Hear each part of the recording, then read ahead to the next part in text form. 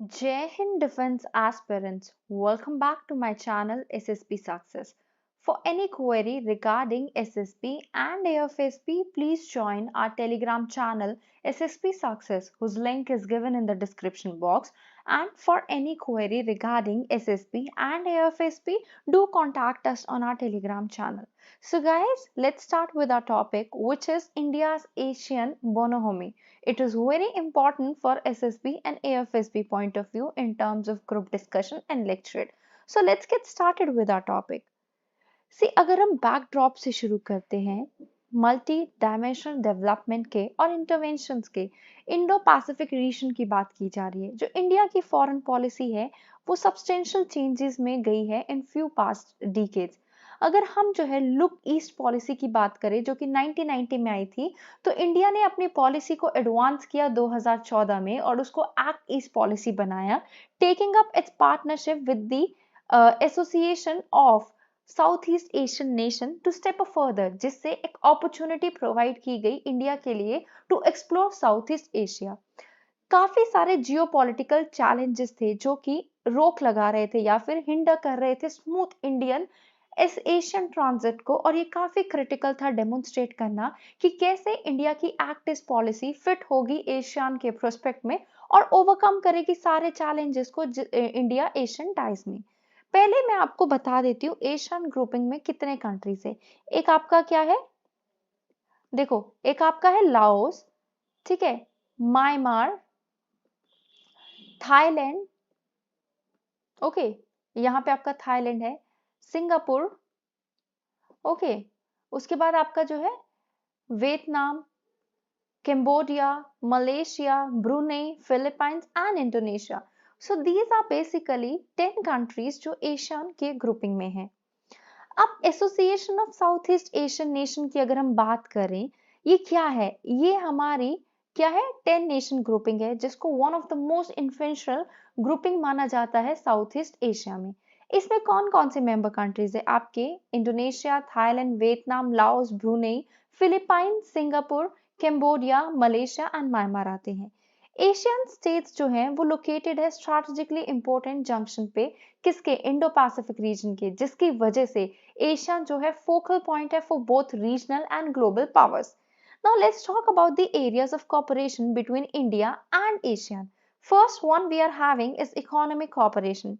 Asian जो है वो इंडिया का फोर्थ लार्जेस्ट ट्रेडिंग पार्टनर है और इंडिया ने साइन किया हुआ है फ्री ट्रेड एग्रीमेंट कब किया था गुड्स में 2009 में और free trade agreement in service and investment जो है एशियन के साथ साइन किया गया था 2014 में एशिया और इंडिया ने एक अडॉप्ट किया था joint statement announcing the elevation of what जो स्ट्रैटेजिक पार्टनरशिप है टू कॉम्प्रिहेंसिव स्ट्रैटेजिक पार्टनरशिप को पीस एंड सिक्योरिटी के टर्म्स में अगर हम बात करें तो दोनों कंट्रीज जो है वो रीअफर्म करती है importance of maintaining peace stability maritime overnight overflight freedom in the Indo Pacific then if we talk about the financial assistance India provide करता है financial assistance to the Asian nation through various mechanism like Asian India Cooperation Fund, Asian India Green Fund.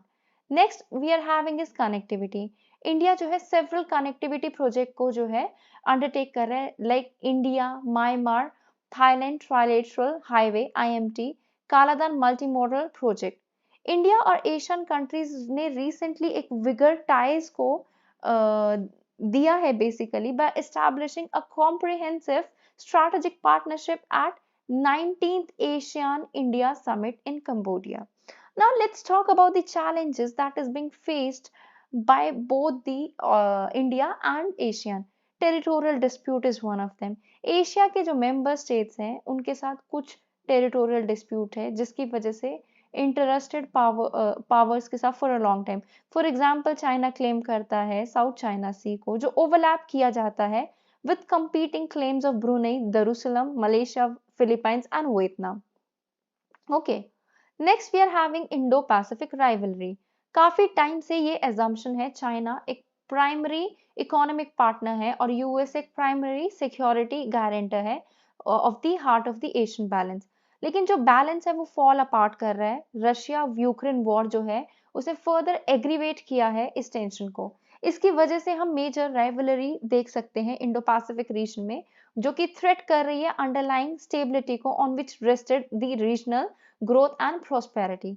Unstable green economics, अगर हम unstable green economics की बात करें तो geopolitics tension जो है इंडो पैसिफिक के बीच में वो प्रोड्यूस कर रही है जियो इकोनॉमिक कॉन्सिक्वेंसेस, जहाँ पे ट्रेड और टेक्नोलॉजी की इश्यूज हैं और कॉपरेशन की जरूरत है, सप्लाई चेन रेजिलियंस भी पीक पे है। ये हो रहा है तब जब एशियन जो है वो एक तरीके से डिवाइडेड ऑर्गेनाइजेशन है इंटरनली, ठीक है, on how to manage these challenges. India ASEAN challenge, देखो काफी सारी बायलैटरल डील्स हैं इन नेशंस के साथ और जो कि येट टू फाइनलाइज होना ही बाकी है, जिसकी वजह से वेरियस एस्पेक्ट्स इकोनॉमिक टाइज के हॉल्ट पे हैं। इंडिया की कमिटमेंट है काफी सारे कनेक्टिविटी प्रोजेक्ट जैसे India Myanmar Thailand trilateral highway, वो अभी तक कंप्लीट नहीं हुए हैं। बाय कॉन्ट्रास्ट चाइना का बेल्ट एंड रोड इनिशिएटिव जो है वो ज्यादा ट्रस्ट गेन कर रहा है एशियन कंट्रीज का। क्या वे फॉरवर्ड होना चाहिए? देखो building a resilient supply chain would be one of them. Current engagement जो है ना वैल्यू चेन में बिटवीन एशिया एंड इंडिया वो सब्सटेंशियल नहीं है। सो एशियन और इंडिया को एक लेवरेज लेना चाहिए इमर्जिंग सिनेरियो का और एक दूसरे को सपोर्ट करके एक रेजिलिएंट सप्लाई चेन को बनाने की जरूरत है। To explore this opportunity ASEAN और इंडिया को अपग्रेड करना चाहिए अपने लॉजिस्टिक सर्विसेज को और ट्रांसपोर्टेशन के इंफ्रास्ट्रक्चर को भी स्ट्रेंथन अप करने की जरूरत है। Second, we are having is maritime security in Indo-Pacific. जो maritime security है Indo-Pacific region की, that is very crucial for the protection of India's interest as well as of the Asian. So basically, दोनों sides को एक दूसरे के साथ अच्छे से काम करने की जरूरत है। दोनों को एक दूसरे के अच्छे से बेसिकली ये रिसोर्सेज को यूटिलाइज करने की जरूरत है without harming any marine environment. ASEAN को एम्फसाइज करना है principle of UN convention for the law of the sea so that South China Sea region का डिस्प्यूट को सॉल्व किया जा सके। रीजनल टूरिज्म इंडिया और एशियन कंट्रीज को बेसिकली एनहांस करने की जरूरत है। क्या? रीजनल टूरिज्म को और पीपल टू पीपल कनेक्टिविटी को, as they have already have civilizational and cultural influences on each other. Unfolding act is policy would be one. Reciprocate करने की जरूरत है और म्यूचुअल अंडरस्टैंडिंग की जरूरत है कॉमन कंसर्न पे, जिससे एशियन और इंडिया दोनों को हेल्प मिलेगी चैलेंजेस को ओवरकम करने में। तो हम डिजिटलाइजेशन, फार्मास्यूटिकल, एग्रीकल्चर और एडुकेशन एंड ग्रीन ग्रोथ के थ्रू इस पोटेंशियल को बेसिकली अनफोल्ड कर सकते हैं इंडिया की एक्ट ईस्ट पॉलिसी को। So guys, that was all. I hope you liked the video. So if you like it, do like it, share it and subscribe our YouTube channel SSP Success. Guys, your likes and comment motivate us to make more and more videos on time. Thank you everyone and good night.